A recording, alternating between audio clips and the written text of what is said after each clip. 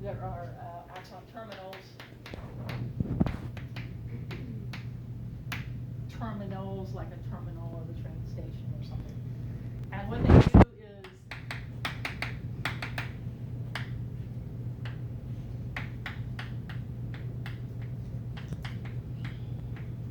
I'm running out of room. Neurotransmitters, they're chemicals that are secreted at the ends, and they're either picked up by another neuron or they're picked up by a muscle cell, and that causes a response.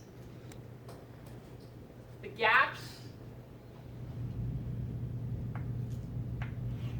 the gap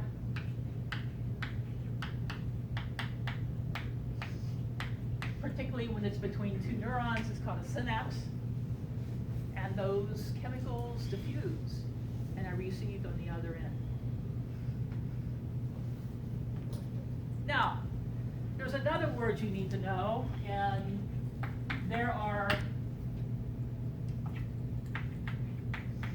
more diseases that we are learning about that are coming front and center with a lot of really horrible diseases, and these are actually caused by malfunctioning glial cells, glia or glial cells. And glial cells provide support and protection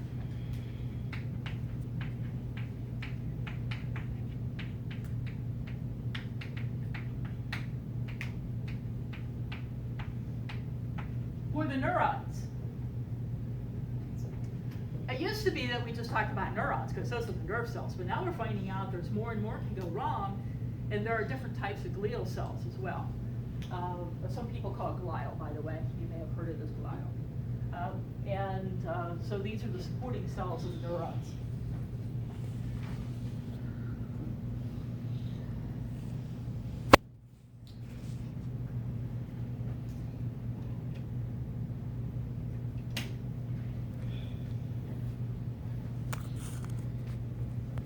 Okay, so we were right here. Coordination and control of a body is under the control of really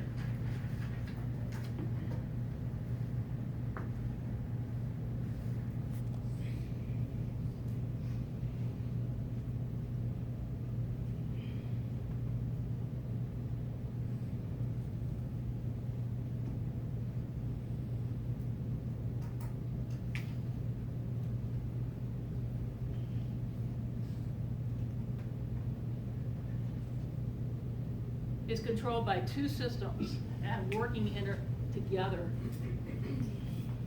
interchangeably, and it depends upon the situation which one is most in control. Probably most of the time it's the nervous system stimulation,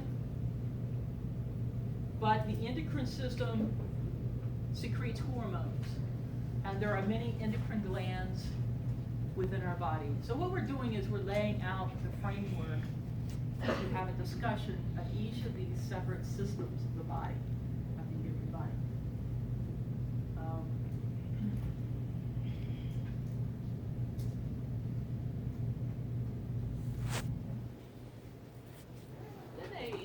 She gets into a discussion, the book does, about regulating and conforming. An animal is a regulator for an environmental variable, something from the outside of the body. It uses internal mechanisms to control internal change in the face of external fluctuation. For instance,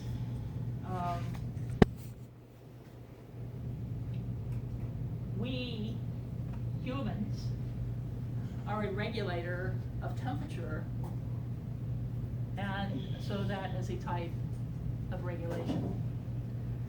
However, a snake, for instance, would be a conformer, which would go sit on the rock and by its behavior, allow its environment to control its fluctuations. And so, in an exothermic situation.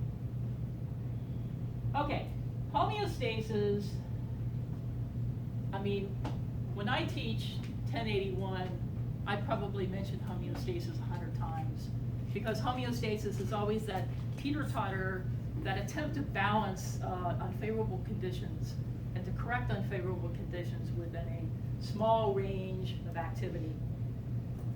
It means a stable state. And so that has to occur in humans as well. So what are the mechanisms of how homeostasis, some example mechanisms? And I think we studied this in 1081, but it's coming back to us again because we're studying humans.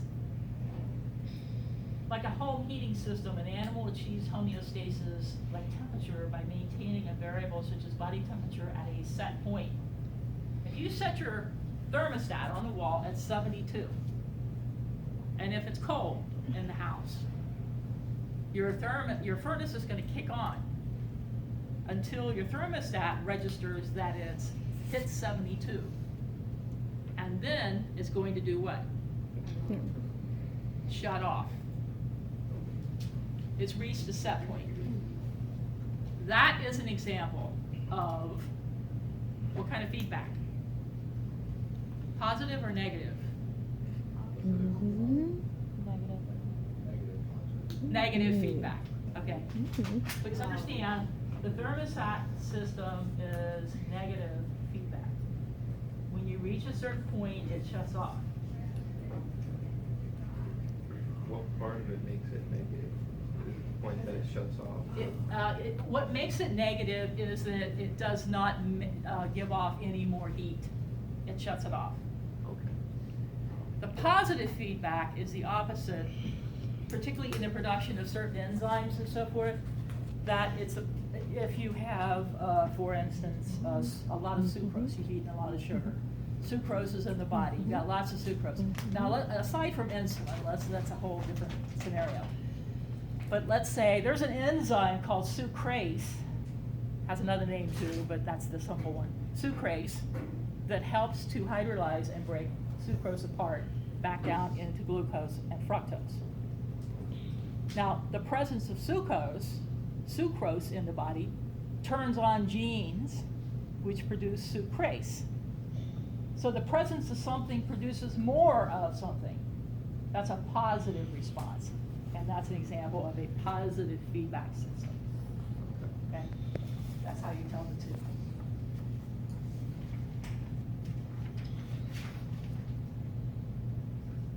So is this pretty much? Okay, so we've gotten to here so far, right? We can't see what you're looking at. Okay. There. Thank you. So is that pretty much what I just told you? Alterations in homeostasis, we also have circadian rhythms which affect us. The 24-hour cycle of lightness and darkness sets off a series of physiological changes that occur every 24 hours. There's a little gland in our brain called the pineal gland, and it produces something called melatonin, and you can buy melatonin supplements. I'm not telling you to do that, but you can buy melatonin supplements, and melatonin helps to put you into a state where you can more easily sleep. Okay, but the body's supposed to respond to the amount of lightness and darkness to do that. Now, that is really clear with plants. Remember our botany? Although we didn't get into this part, did we? There's so much more we could have studied about plants, and you would have been so excited. But blooming and flowering of plants and so forth, it's the amount of different plants bloom at different times of the year. And then that becomes a question, why? Well, they're set to bloom when there's a certain amount of daytime and nighttime. That's how that's done. And guess what? I'm going to ask you a question, and let's take a vote on it. Because I missed it the first time I ever had this presented. Quite a while ago, but yeah. Okay, is it more the amount, how many people say it's the amount of light that has the most to do with it? Blooming. Like the number of hours of lightness affects when it blooms. How many of you say it's the amount of darkness?